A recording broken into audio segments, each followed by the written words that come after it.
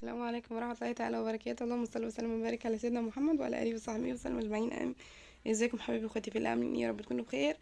كل سنة وانتم طيبين. العيد على الأبواب، طبعا كلنا بنحب نجدد وكده. فأنا بقى قلت ايه، أجيب شوية حاجات أجدد بيها البيت. وطبعا أنا جبت شوية حاجات، الحاجات دي ممكن بقالي مثلا سنتين بجيب فيهم وكده يعني. فأنا جايبه لكم تجميع حاجات كده هنشوفها سوا مع بعض. سجاد، مفروشات، مفارش، كده يعني. تعالوا نشوف جايبين ايه. اول حاجه جبتها هي سجاد المطبخ، اللي هو اللي طالع اليومين دول، اللي هو اللي عامل زي الموكيت ده. جبت الشكل ده، طبعا مش قادره اوريكم الرسمه كلها. ليه بقى؟ انا داخله بسجاد مطبخ كل حاجه، بس كانت حته صغننه. فانا جبت دي علشان في الشتاء ولادي بيبقوا ورايا اصلا في اي مكان في الشقه. ففي الشتاء بيبقوا قاعدين لي في المطبخ على البلاط، فبيصعبوا عليا بجد. فانا قلت هجيبها للشتاء. وكمان كده كده العيد السنه دي يعني. احنا جاي رمضان يعتبر جاي في الشتاء، فالعيد جاي ورا برضه في الشتاء. فانا قلت ايه يعني، هفرشها في العيد برضه مع التجديد وكده. وعادي لما بفرشها في المناسبات واشيلها تاني مش هتفرق. وفي دي انا جبتها، انا كنت جايباها على اساس ان انا احطها على السلم. بس للاسف مقاسها طلع صغير، دي نجيله صناعي. كان الراجل قايل لي المتر مربع ب125 جنيه. قلت له المهم طيب انا عايزه متر عرض في 2 طول. وللاسف طلع ان انا كنت محتاجه نص متر تاني. فرحت حطاها قدام الباب دلوقتي عشان احنا بنحط شباشبنا جوه، عشان يعني اللي داخل واللي طالع، وبتدي شكل. بص ده ظهرها جلد، هي كويسه بتمسك على البلاط مش بتتزحلق، وكويسه يعني. انا كنت بجربها على السيراميك فهي.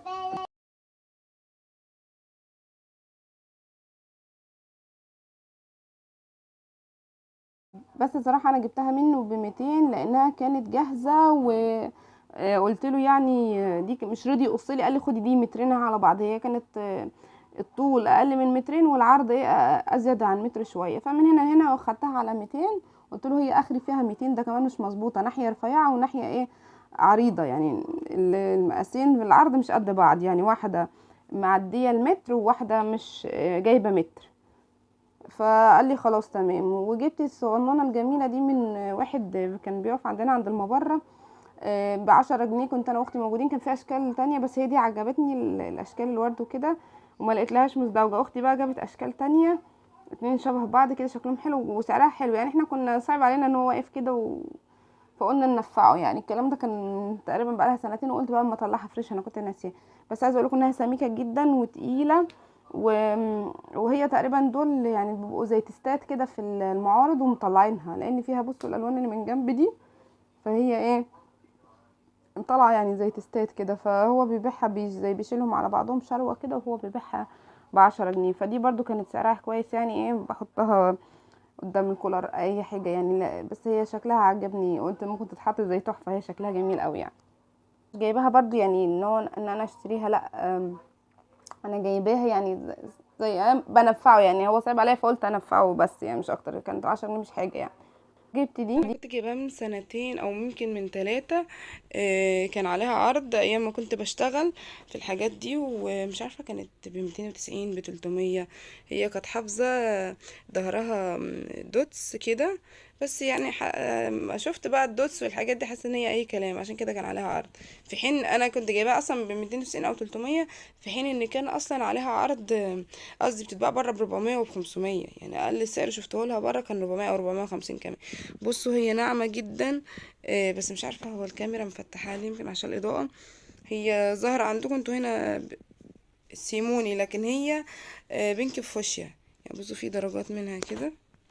بصوا هي أقرب للدرجة دي شوية، بس الدرجة برضو يعني هنا مغمقاها شوية. بس ما علينا يعني، هحاول انتوا تشوفوا شكلها شوية اهي. دي صراحة انا كنت جايباها اقطعها. طبعا حد يقول لي هتفرشي اللون ده، لا. هقطعها لاوضه النوم بتاعتنا، يعني اكمل بيها اوضه النوم في الشتاء. قطعة كده اعملها اوزعها، هي 2 في 3. بس صراحة هي تحفة جدا يعني. برضو دي قطعة للمطبخ، عليها شكل قهوة وكده. بقى انا مغرمة بالاشكال دي. حتى هتلاقوا مطبخي معظمه اشكال من الحاجات دي. كانت ب15 جنيه او 20 حاجة زي كده، عليها عرض يعني. دي برضو كانت من سنتين. بصوا ظهرها بيلزق في الارض، اللي هو بلاستيك. آم، مش يعني حلوة كويسة وجامدة وخامتها حلوة وكده اهي. حاولت احطها على باب المطبخ يعني. حاجه بقى في المفروشات الارضيه او السجاد. جبت اللي هي السجاد التركي او بديل السجاد التركي اللي هو ظهره دوتس برضو شايفينها اهي. انا مش هقدر افرشها لان انا يعني فردتها اشوف شكلها وبعدين هوريها لكم. يعني انا كنت هوريكم صورتها لما فرشتها، اللي بتعدي لها قصه معايا رهيبه يعني. فضلت ادور على حفظات ولا حاجه زي كده في حدود 500 جنيه، لان ده اللي كان معايا كانوا عاجبيني قوي يعني. والف اقل حاجه لقيتها في 600 700، طبعا مش كنت هلاقي حاجه في 500 كده. اروح واجي اروح واجي لحد قبل العيد باسبوع بالظبط. لقيت حد عارضهم كام، ب400 جنيه. فقلت له العروض دي موجوده يعني؟ قال لي اه لحد قبل العيد بيوم، لحد العيد. طيب فضلت رايحه جايه رايحه جايه رايحه جايه عليه لحد ما جبتها النهارده. واللي هو اصلا الوقفه لا اللي قبل الوقفه بيوم. خلاص انا كنت رايحه بقى اخر يوم، كل يوم اروح اقول لي ما جبناش ما جبناش. فطب افتح لي، مش بفتح، اختار الشكل من بره. طب ما هو مش باين يا عم.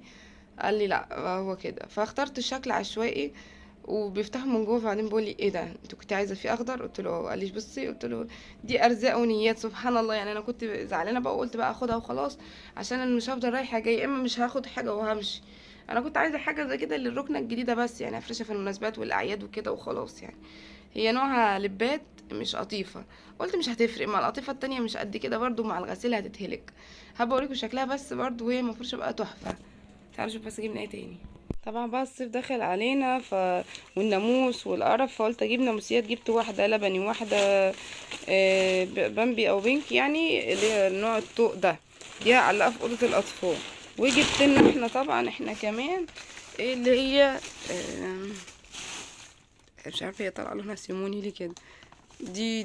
دي واحده كنت جايباها بتاعه سرير البيبي. دي جبتها لنا، دي مربعه لاوضه النوم بتاعتنا احنا، اوضه الكبار يعني، اللي هي اوضه النوم بتاعتي انا وباباهم. جبت برضو كفرات سراير. الكفرات دي انا جايباها اصلا من قبل ما ارجع الشقه وجوزي يجي من السفر وكده. كنت جايبه لكل سرير طقم كده يعني ايه.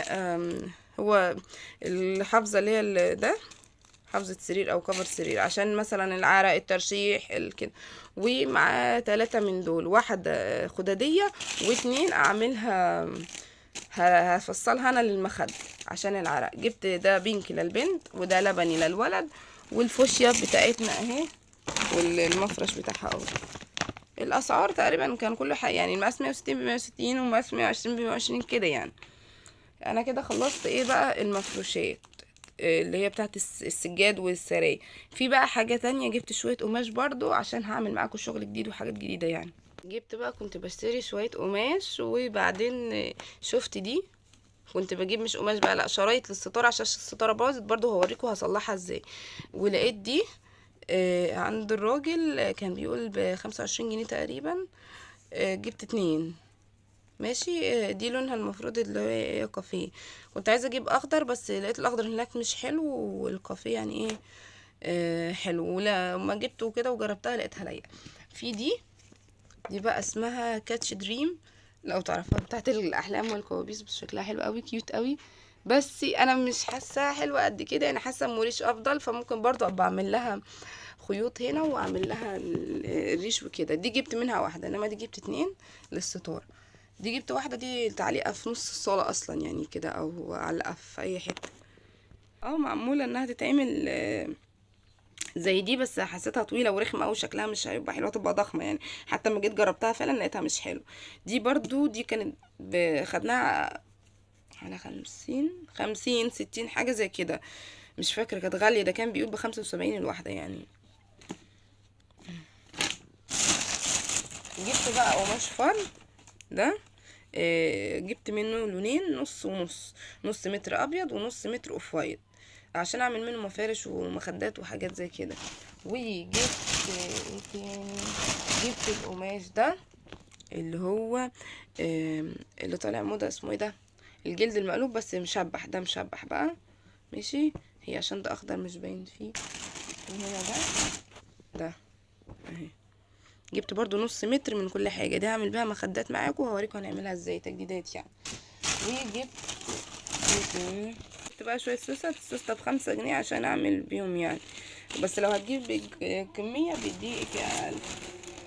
جبت معانا بطل الليله القماش الجلد الذهبي ده عشان اعمل بيه شغل برضو اللي طالع موضه ده بقى، عايزه ابدع بيه في الشقه كلها. جبت نص متر وقلب 150 المتر يعني، فنص ب75. وجبت والمشبح دوت كان بيقول المتر ب90. والفرو جبته على مرتين صراحة، مرة المتر ب180 ومرة ب280، يعني كان بعدها بكام شهر كده في هوجة الغلا دي. جبت بقى ايه 3 قماشات من اللي هي القطيفة الهامر دي. جبت واحدة اللي هي الايكيا الزجزاج دي فيها اخضر عشان الركن عندي، اي نعم في رصاصي والالوان دي، بس قلت ده بصوا كشمير ودي اخضر ودي رصاصي، بس قلت مش مهم اي حاجه. وجبت دي انا الاشكال الهندسيه دي من ساعه ما طلعت وانا كنت عايزه اجيب منها اصلا حافظه وحاجات، فلقيت منها القماشه فجبت برضو دي مترات، متر المتر منه ب80.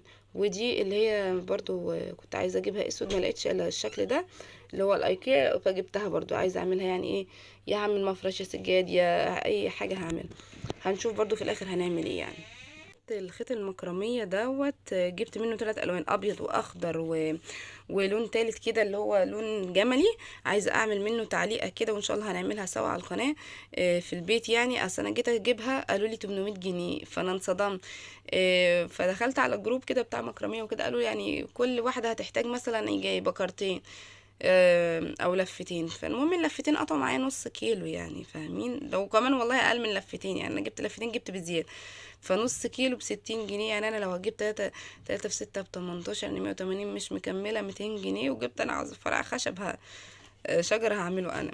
فليه ده كله؟ الشغل اليدوي متعب ومجزي، وكل واحده حقها تطلب، بس انا مش قادره ان انا ادفع 800 جنيه في تعليقه. فانا يعني عارجه ما نجرب نعملها، وخصوصا الفيديوهات ماليه اليوتيوب والحاجات سهله، وانا غاويه الحاجات الهاند ميد والديكورات الهاند ميد دي كنت جايباها اعملها ستاره بس في اوضه النوم، بس طلعت يعني حسيت انها مش لايقه خالص.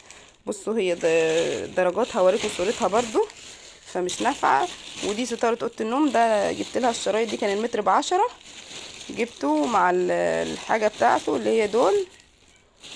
وجبت علبه دبابيس برضو اللي هي الحلقان دي، لا مش دي عندي، اللي هي دي بتاعت الدبابيس دي برضو كانت العلبة ب10 تقريبا او ب10. فلان الحاجات دي بنحتاجها في البيت فما بخلاش منها اي بيت يعني. بقى كمان شويه ملايات، بس دي بقى انا اللي عاملاها عشان كده، هي دي اللي انا هفردها لكم. دي انا فصلتها، كان حلاوه بقى ما جبت المكنه وكده قلت لازم افصل حاجه الجديده لينا، وكنت عاجبني طالع البجع والحاجات دي موضه، فجبتها وعملتها. مش عارفه جبت 4 متر، المتر كان واقف على 70 50 حاجه زي كده يعني. وكلفتني قليل جدا، وفصلتها في البيت، عملت مخدتين وخداديتين وحته صغيره كده، قطعه صغيره باقيه، المخدتين والخداديتين. ودي القطعة الصغننة كانت قطعة قماش، عملتها زي كيس مثلا مخدة للأطفال أي حاجة زي كده. طبعا أنا خيطتها بمساعدة ماما صراحة، لأن هي طبعا أستاذة في قسم الملابس وكده، وساعدتني ان انا اخيطهم، لان كان بالنسبه لي تخييط الخداديه ده صعب جدا. هي راحت فين الموضوع ان انا ادخل حته واطلع حته، كانت هي صراحه بتقولي مش لازم طالما شايفاه صعب. قلت لها لا هعملها عشان يعني إيه برضو الواحد يجرب وكده، واهي وعملتها. بصوا من هنا اهي، دي انا اللي مفصلاها. برضو لو عايزين على القناه بفصل لكم حاجه هعملها لكم. جبت بقى طقمه تانية، كان في واحده بتبيع ملايات فرد، برضو لقيت عليها الشكل البجع، بس بصوا دي لون ودي لون. بعد ما جبتها يعني كان طلعت لون تاني يعني، فطلعت لون غيرها. فقلت هي بفرداني، حتى قعدت ادور على مثلا اي حاجه ليها مش لقيت، فقلت مش مهم يعني حصل خير، هبقى اجمع لها اي حاجه او اخد من دي. لقيت فرق اللون فظيع، فكان عندي ده كيس زياده لونه فوشيا، قلت هبقى مثلا احطه. وجبت 2 دول، كان الكيس ب5 جنيه برضو في السوق برضو، بس بعدها بحاجة تانية يعني بوقت تاني عليه برضو بجع، بصوا بطريقة تانية. فقلت لما هفرشه هيبقى مثلا يعني ايه منطق اللون الغامق ده، وهيدي شكل تاني. عملته يعني زي طقم كده، كان اللي اصلا دي كانت ب50، وادي دي ب10 ب60 يعني، جبت ملاية ب60 جنيه والله بجد، وقماشها تحفة.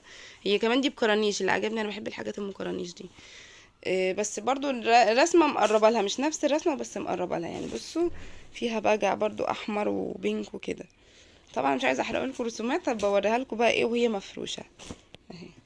دي اهي، لو ما لقيتهاش حلوه ممكن ابقى اخد كيس من هنا يعني، الكياس الملونه دي. ادي ده، وجبت دي كانت طقم في حدود 70 75. ده لون انا كنت داخله بحاجه زيه بس باظ، وانا كنت بحبه قوي. ده غسل وبهت، وانا قلت هجيب غيره يعني، خلاص انا خلاص عايزاه يعني، عايزاه يعني. كان الشكل ده. وجبت اللون الازرق، ان برضو شدني ليه، حسيته يعني اللون جديد وكده، ومش عندي الدرجات دي، انا مش جايبه الدرجه الازرق دي، ولا كنت جايبه رصاصي يعني في الجهاز برضو، كلها الوان فواتح وكده. فجبت الازرق. انا اوريكم كيس منه ولا حاجه. بصوا ايه رايكم، انا مياله للورد والطبيعه والحاجات اللي هي دي، فهتلاقيني بحب الورد كتير في كل حته. بجد هو لونه حلو يعني، عجبني، ولون جديد مش عندي يعني، قلت ينطق الاوضه وكده. اهو دي تقريبا كده كل الحاجه اللي انا جبتها، مش غير بس دول اخر حاجه. دي انا بقى حاجات عاملاها في البيت ديت. بوز مخده بيتلبس في بوز المخده، عملت منه كتير بقى. كنت بجيب قماش واعمل ايامها، انا كنت ببيعه كده. عملت الوان كتير يعني، ده بني، في اسود، في كشمير. لا يا رب، الكشمير ده انا اللي كنت شارياه عشان اشوف فرق الخامه والسعر، لان لما جيت اجيب القماش لقيت فرق السعر. فالخام، بصوا القماشه دي غير دي خالص. وعملت نبيتي وبتنجاني، وفي حاجات انا عاملاها في اوضه الاطفال وكده يعني. بس بجد شكلها حلو قوي، هوريها لكم وهي متلبسه. بصوا دي هنا في اوضه الاطفال اهي، لونها نبيتي اهي. حاميه المخده ان لو في حته بانت ولا حاجه. بصوا يعني مثلا على سهوه اهي، الحته الباينه بتحميها طبعا. بهدله ايد الاطفال، اللحوسه. بجد تحفة يعني. لو عايزين برضو اوريكم بتتعمل ازاي، طريقتها سهلة جدا جدا جدا يعني. ممكن من متر قماش بطلع 4 قطع، من متر واحد بس بنطلع 4 قطع. بتهيألي 4 طقمة يعني، او طقمين، لا 4 طقمة يعني. المتر الواحد هيعمل لك ل3 سراير وزيادة، لو عندك مخدة زيادة كمان.